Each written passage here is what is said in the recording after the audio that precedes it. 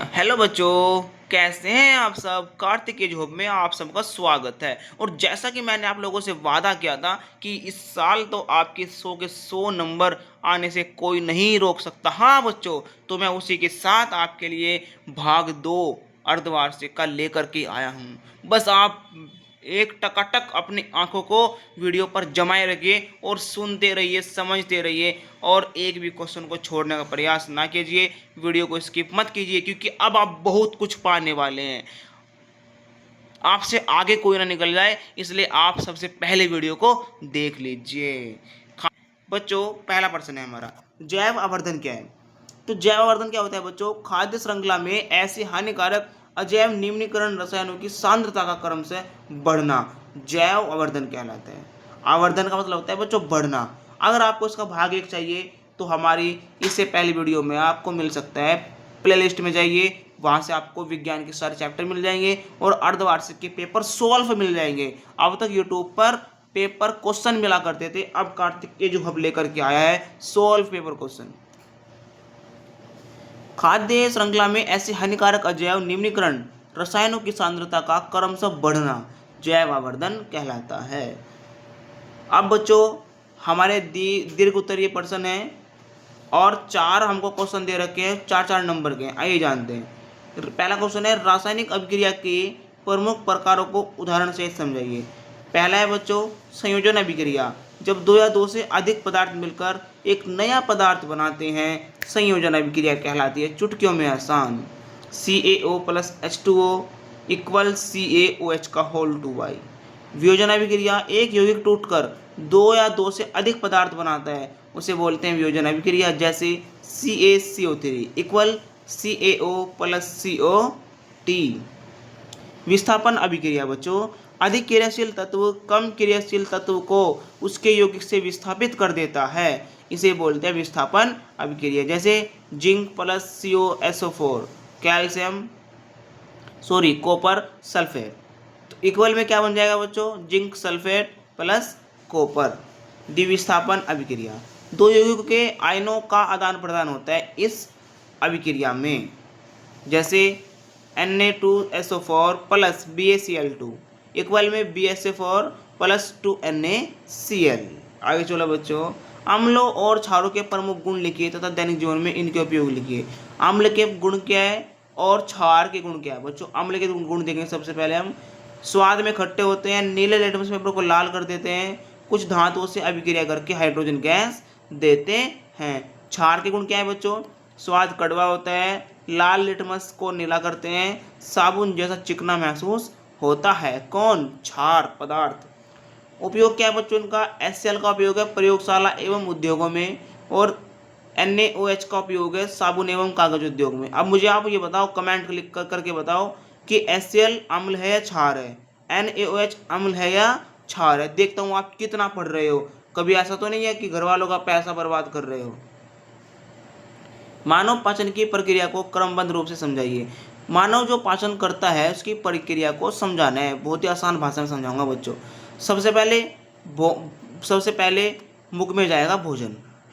भोजन सबसे पहले मुख में जाएगा, दांत भोजन को चबाएंगे और लार भोजन को नम करेगा।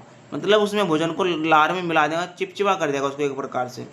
इसके बाद भोजन ग्रसनी और ग्रसनली से होकर आमाशय में जाएगा, आमाशय में पाचन होगा, फिर भोजन छोटी आंत में पहुंचेगा, जहां पित्त तथा अग्नाशय के रस की सहायता से पाचन पूरा होता है।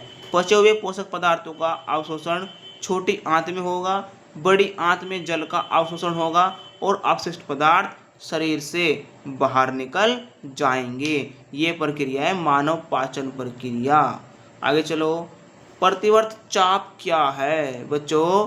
प्रतिवर्त क्रिया के दौरान उद्दीपन, मतलब उद्दीपन को ग्रहण करने से लेकर प्रतिक्रिया उत्पन्न होने तक जिस तंत्रिका मार्ग से संदेश जाता है उसे क्या बोलते हैं? प्रतिवर्त चाप क्रिया। मतलब जो प्रतिवर्त क्रिया होती है वो किस कारण होती है? प्रतिवर्त चाप के कारण। जैसे सबसे पहले जो हमारा थॉट प्रोसेस है वो कहाँ जाएगा? ग्राही में, फिर संवेदी तंत्रिका में, फिर मेरुरज्जु में, फिर प्रेरक तंत्रिका में और फिर कार्यकारी अंग में। ये क्या है बच्चों? प्रतिवर्त चाप। दर्पण सूत्र लिखिए तथा समझाइए। दर्पण का सूत्र क्या है बच्चों, 1/f बराबर 1/v प्लस 1/u, जहाँ f क्या है फोकस दूरी, v क्या है प्रतिबंध की दूरी, और u क्या है वस्तु की दूरी। v क्या है बच्चों प्रतिबिंब की दूरी, u क्या है वस्तु की दूरी। समझाना है, अवतल दर्पण में वस्तु की स्थिति बदलने पर प्रतिबिंब की स्थिति, आकार तथा प्रकृति भी बदलती है। प्रश्न नंबर 6 बच्चों, मानव नेत्र के प्रमुख भागों के कार्य लिखिए। बच्चों कॉर्निया का क्या कार्य है, प्रकाश को नेत्र में प्रवेश कराता है।